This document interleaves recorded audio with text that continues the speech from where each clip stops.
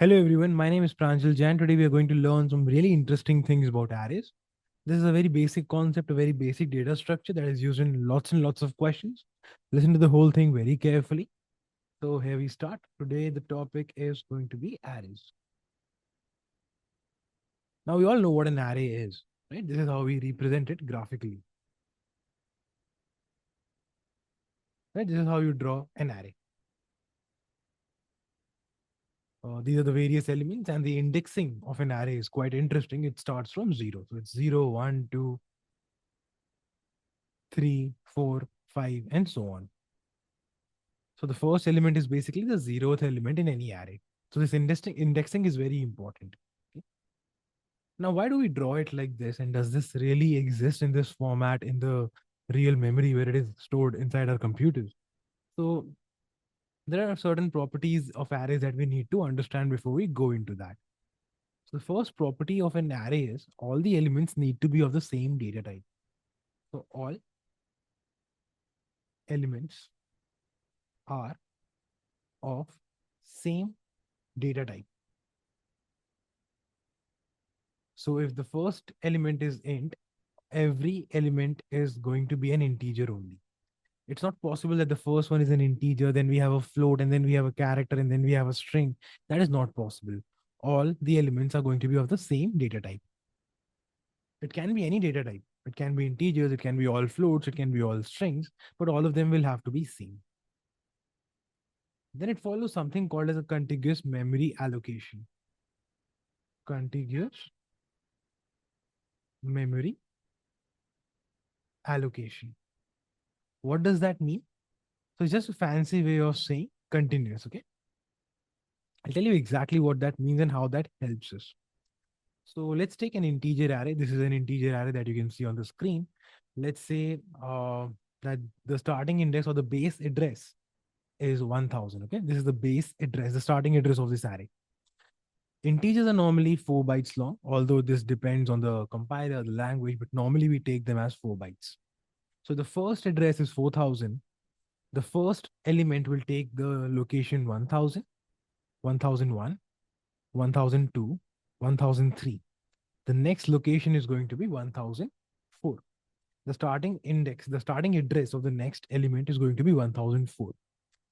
This element is going to take memories 1004, 1005, 1006, and 1007.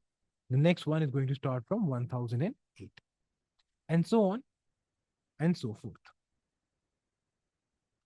So these elements are contiguously allocated. They're continuously placed in the memory, right one after the other. And this property gives rise to something called as random access. And this makes arrays super fast. I'll tell you exactly why. We can randomly access any element that we want to. We don't have to go linearly. It doesn't work like we have to go over here, then we have to jump over here, then over here, then over here. It doesn't work like that. In arrays, if you straight away want to go to the 10th index, 1000th index, you can straight away do that using a very simple formula. First, I'll write the formula, then we'll try to calculate it and see whether it is correct or not.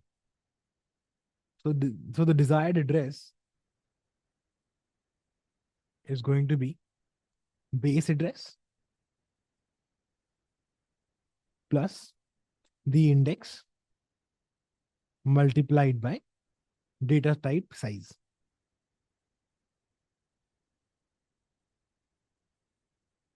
I'll just show you this thing in action. Let's try to jump straight away to index 3. All right.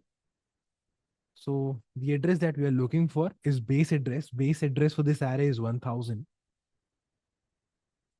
plus index. We are looking to go to the third index.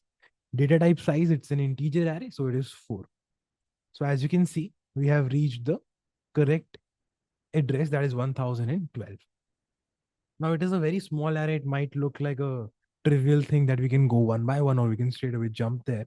Makes no difference, but that's not the case. Imagine an array of size 10,000 or 1 lakh or even larger. Now you would see that it is really helpful that we can randomly access these memory locations. That is the major difference between a random access memory, the RAM that you have in your computer, and your hard disk. And that is why RAMs are so fast. All right. With that being said, these are the basics of an array. Now, the problem with arrays is it's not all positive. There are problems as well. So the first problem is size has to be declared while initializing.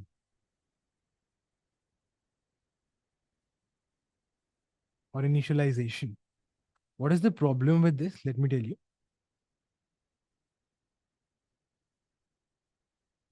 Just a second. Let me rewrite this.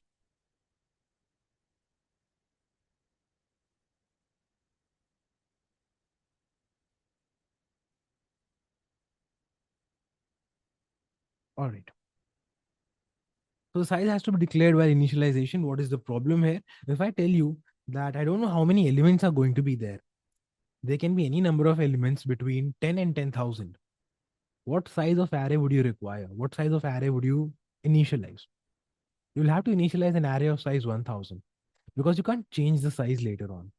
And if I only give you 9 elements, a lot of space, 10, 20 elements, a lot of space gets wasted, right?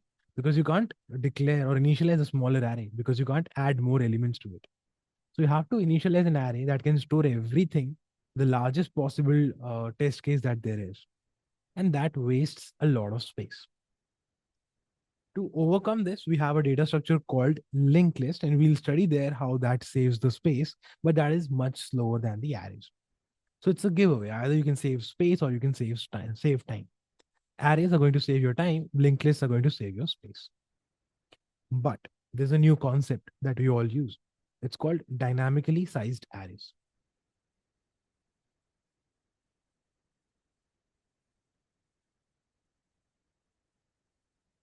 So based on which language you are using, they may be called array list, vector, or something else.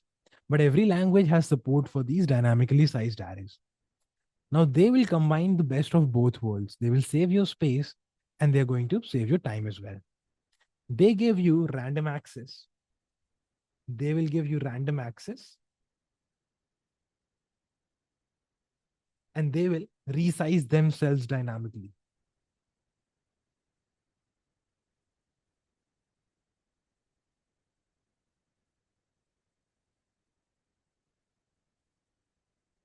So basically what that means is they will increase or shrink in size based on how many elements you push into them.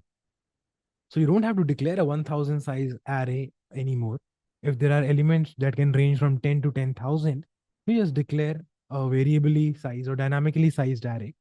And when you put in numbers into it, it will increase or expand its size. When you take numbers out of it, it will decrease its size. It will give you random access because this as well has contiguous memory allocation. So this is the best of both worlds. And that is why this is being used a whole lot more than arrays, a lot more than linked lists. This is basically the default data structure that is being used instead of arrays and linked lists. So thank you everyone. This is all I wanted you to know about arrays. See you in the next one.